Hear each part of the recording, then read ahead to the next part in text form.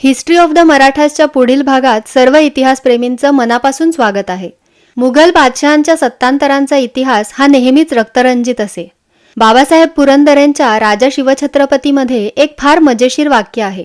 ते म्हणतात, या मुघल शहजाद्यांना नेहमी वाटत असे की आपले बाप जन्मालाच आले नसते तर किती बरं झालं असतं. मुघलांच्या शहजाद्यांना आपले वडील म्हणजे आपल्या बादशहा बनण्याच्या मार्गातले अडसर वाटत, तर आपले भाऊ या मार्गातले प्रतिस्पर्धी. औरंगजेब हा काही या मानसिकतेला अपवाद नव्हता. मागच्याच भागात आपण औरंगजेबाला किती भाऊ होते, अर्थात त्याला या सत्ता स्पर्धेत किती प्रतिस्पर्धी होते ते पाहिलं. आपण तो भाग पाहिला नसल्यास वर दिलेल्या लिंकवर क्लिक करून तो आधी पहा, म्हणजे या सर्व शहजाद्यांचे स्वभाव विशेष तुम्हाला कळतील. आजच्या भागात औरंगजेबाने आपल्या या सगळ्या भावांचे काटे कसे काढले ते आपण बघूयात. सन 1657ला शहाजहानची तब्येत अचानक बिघडली आणि त्याने दरबारात येणं बंद केलं. यामुळे त्याच्या ज्येष्ठ पुत्राने दाराने शहाजहानला कैद केलंय किंवा विष घालून मारलंय अशा बऱ्याच अफवा भराभर सगळ्या भारतात पसरू लागल्या. यावेळी शहाजहानचा सर्वात मोठा आणि त्याचा लाडका मुलगा दारा शुको हा आग्र्यात त्याच्याबरोबरच होता, तर दुसरा मुलगा शाह शुजा बंगालमध्ये होता. धाकटा मुलगा मुराद बक्ष गुजरातमध्ये होता, तर खुद्द औरंगजेब हा औरंगाबादला होता. दारा सोडून जे 3 भाऊ दिल्लीत नव्हते त्यांचे हेर दिल्ली दरबारात होते. त्यांना हे पक्क ठाऊक होतं की शहाजहान जिवंत आहे, पण तरीही हे 3ही भाऊ दाराने आपल्या बापाला कैद केलंय किंवा मारलंय या सबबीवर आग्र्याच्या रोखाने निघाले. शाह शुजा 40,000चं घोडदळ आणि पायदळ घेऊन बंगालमधून निघाला. दाराने आपला मुलगा सुलेमान शुको याला मिर्झा राजा जयसिंग आणि दिलेर खान या जोडगोळीबरोबर मोठं सैन्य घेऊन शाह शुजाचा बंदोबस्त करायला पाठवलं. हे तेच मिर्झा राजे जयसिंग बरं का, जे पुढे शिवरायांवर हल्ला करायला दक्षिणेत उतरले होते. औरंगजेब हा पहिल्यापासूनच कपटी आणि पाताळयंत्री होता. औरंगजेबाला कळून चुकलं होतं की जर दाराच्या बादशाही सेनेबरोबर झुंज द्यायची असेल तर आपल्याकडे सुद्धा मोठं सैन्य असायला हवं. खरं तर मुराद बक्ष हा औरंगजेबाहून धाकटा होता, पण औरंगजेबाने त्याला लगेच एक पत्र लिहिलं. त्यात तो म्हणाला की दारा हा काफिर आहे आणि शाह शुजा हा शियापंथीय आहे. आपण दोघेच खरा इस्लाम पाळतो. मी तुम्हालाच बादशहा समजतो. मी ऐहिक सुखाच्या मागे धावणं कधीच सोडलं आहे. मला तुम्हाला बादशहा झालेलं पाहायचंय. हे मी कुराणाची शपथ घेऊन सांगतो. पण तुम्ही सुद्धा कुराणाची शपथ घेऊन मला हे वचन द्या की बादशहा झाल्यावर तुम्ही माझ्या कुटुंबाची काळजी घ्याल आणि मला मक्केला ईश्वर चिंतनात माझं उरलेलं आयुष्य घालवायचं आहे, त्यासाठी माझी मदत कराल. पत्र मिळताच आपल्या सैन्यासह तुम्ही लगेच मला येऊन भेटा. या पत्राबरोबर औरंगजेबाने 1,00,000 रुपये सुद्धा पाठवले. ही औरंगजेबाची इन्व्हेस्टमेंट होती. हे पत्र मिळाल्यावर मुराद बक्ष चिक्कार खुश झाला. त्याचा औरंगजेबाच्या या पोकळ आश्वासनांवर विश्वास बसला. खोजा शहाबाज नावाचा मुराद बक्षचा एक सरदार होता.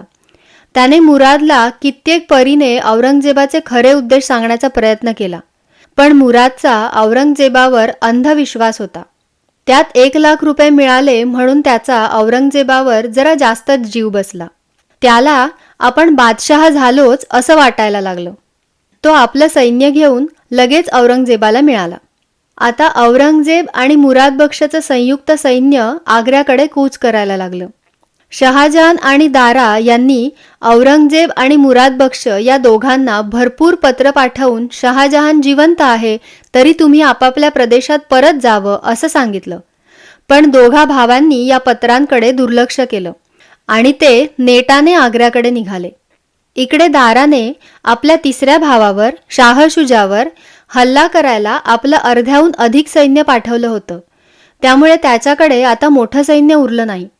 दाराने महाराजा जसवंत सिंगाला औरंगजेब आणि मुराद बक्ष यांच्या सेनेवर हल्ला करायला पाठवलं. हा तोच महाराजा जसवंत सिंग ज्याने नंतर शिवाजी महाराजांच्या मावळ्यांकडून सिंहगडाखाली सपाटून मार खाल्ला होता. आग्र्याच्या दरबारात याच्याच मागे उभं केलं म्हणून शिवरायांना राग आला होता. या महाराजा जसवंत सिंगाचा औरंगजेब आणि मुराद बक्षच्या संयुक्त फौजांनीही पराभव केला. या विजयी फौजा आता अजून द्वेषाने आग्र्याकडे निघाल्या. आता दाराकडे अजून काहीच पर्याय राहिला नाही. आपल्याकडचं उरलं सुरलं सैन्य घेऊन स्वतः युद्ध करण्यासाठी दारा निघाला. दाराविरुद्ध औरंगजेब आणि मुराद बक्ष यांच्या संयुक्त सेना यांचं युद्ध सामूगडला झालं. यात दाराचा दारुण पराभव झाला आणि तो आग्र्याकडे आणि तिकडून पुढे लाहोरला पळून गेला. आता औरंगजेब आणि मुराद बक्ष शहाजहानला आग्र्यामध्ये कैद करून पुढे दिल्लीकडे निघाले. हीच ती वेळ ज्यावेळी औरंगजेबाने मुराद बक्षचा काटा काढायचं ठरवलं. त्याने एक दिवस मुराद बक्षला आपल्या छावणीत जेवायला बोलावलं. यावेळी सुद्धा खोजा शहाबाजने मुराद बक्षला औरंगजेबाकडे जाण्यापासून परावृत्त करण्याचा खूप प्रयत्न केला, पण मुराद ऐकेना. शेवटी स्वतः खोजा शहाबाज मुराद बक्ष बरोबर औरंगजेबाकडे आला. औरंगजेबाने मुरादला भरपूर जेवण आणि दारू पाजली आणि मग आपल्याच तंबूत आराम करायला सांगितलं. दारूच्या अंमलामुळे मुराद लगेच गाढ झोपला. याच वेळी औरंगजेबाच्या माणसांनी खोजा शहाबाजचा गुपचूप काटा काढला. आता औरंगजेबाने आपला कपटी मेंदू वापरायला सुरुवात केली. त्याने आपल्या लहान मुलाला एक सोन्याचा दागिना दाखवला आणि त्याला म्हणाला की जर मुराद काकाची तलवार गुपचूप काढून घेऊन आलास तर हा दागिना तुला देईन. यामागे कारण फार सोपं होतं. जर हा मुलगा तलवार काढून घेत असताना चुकून माकून मुराद बक्ष उठला तर लहान मुलगा असल्यामुळे त्याला संशय येणार नाही. औरंगजेबाचा मुलगा मुराद बक्षची तलवार काढून घेऊन आला. मग औरंगजेबाने एक हिरा आपल्या मुलाला दाखवला आणि म्हणाला की आता जर तू मुराद काकाची कट्यार काढून आणलीस तर हा हिरा तुझा. अशा रीतीने औरंगजेबाने मुराद बक्षला निशस्त्र केलं. आता आपल्या सैनिकांना पाठवून त्याने मुराद बक्षला बेड्या ठोकल्या. मुराद बक्षला जाग आल्यावर त्याने औरंगजेबाला एकच प्रश्न विचारला की हीच कुराणाची शपथ का? औरंगजेबाने यावर काहीच उत्तर दिलं नाही. त्याचं काम झालं होतं. दरम्यान मिर्झा राजांनी शाह शुजाचा म्हणजे औरंगजेबाच्या दुसऱ्या भावाचा पराभव केला होता. औरंगजेबाचा हा भाऊ पळत पळत आराकानमध्ये गेला आणि तिकडेच मरण पावला. मुराद बक्षची रवानगी औरंगजेबाने ग्वाल्हेरच्या किल्ल्यात केली. या किल्ल्यात जाण्याआधी औरंगजेबाने मुराद बक्षची दिल्लीमध्ये हत्तीवर बसवून धिंड काढली. जर मुराद बक्षला सोडवायचा कोणी प्रयत्न केला तर त्याचा खेळ तिथेच संपवायची आज्ञा औरंगजेबाने दिली होती. ग्वाल्हेरच्या किल्ल्यात मुराद बक्षला नित्यनेमाने अफू मिसळलेलं पाणी पाजलं जात असे. इकडे दारा पळत पळत लाहोरला गेला. औरंगजेब त्याच्या मागावर होताच, म्हणून लाहोरवरून सुटून दारा मुलतानला गेला आणि पुढे गुजरातला जाऊन आपलं सैन्य गोळा करून त्याने पुन्हा एकदा औरंगजेबाशी युद्ध केलं. याही युद्धात त्याचा पराभव झाला. दारा पळत पळत गुजरातला जीवनखानाकडे आला. या जीवनखानाला दाराने 3दा शिक्षा होण्यापासून वाचवलं होतं, पण त्याने दाराचा विश्वासघात केला. त्याने दाराला अटक केली आणि बहादूर खानाकडे सोपवलं. बहादूर खान आणि मिर्झा राजा जयसिंग दाराला घेऊन दिल्लीकडे निघाले. दिल्लीत पोहोचल्यावर दाराची सुद्धा मुराद बक्षसारखी धिंड काढण्यात आली. त्यालाही वाचवण्याचा कोणी प्रयत्न केला तर त्याला तिथेच ठार मारावं असा आदेश औरंगजेबाने दिला होता. दाराचा चेहरा उतरला होता.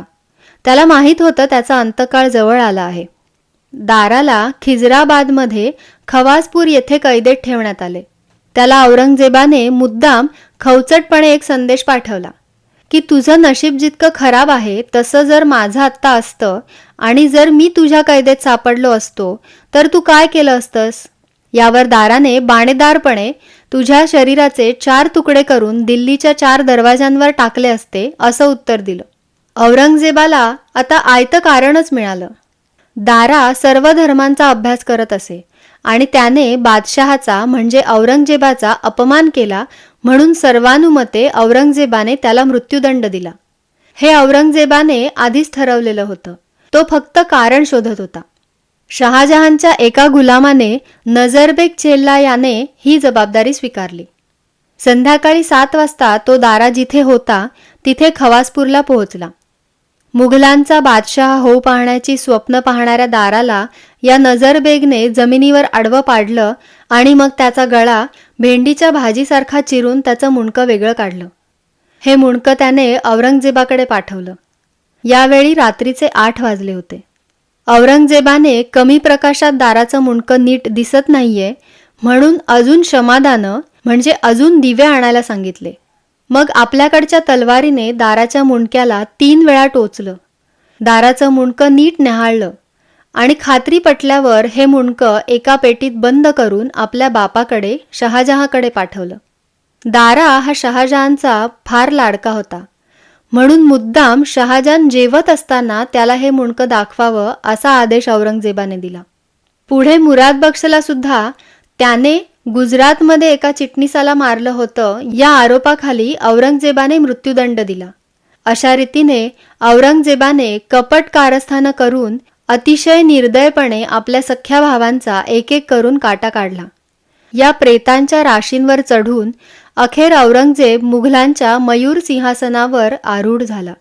ज्यांनी ज्यांनी म्हणून औरंगजेबावर विश्वास टाकला, जे जे म्हणून औरंगजेबाच्या तावडीत सापडले, ते अतिशय भयानक पद्धतीने मृत्यू पावले.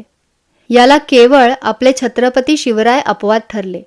आपल्या भावांना, मुलाला आणि बापाला इतक्या नीचपणे कारस्थानं रचून थंड डोक्याने अल्लाकडे पाठवणाऱ्या या आग्या वेताळाला आपले शिवाजी महाराज पुरून उरले.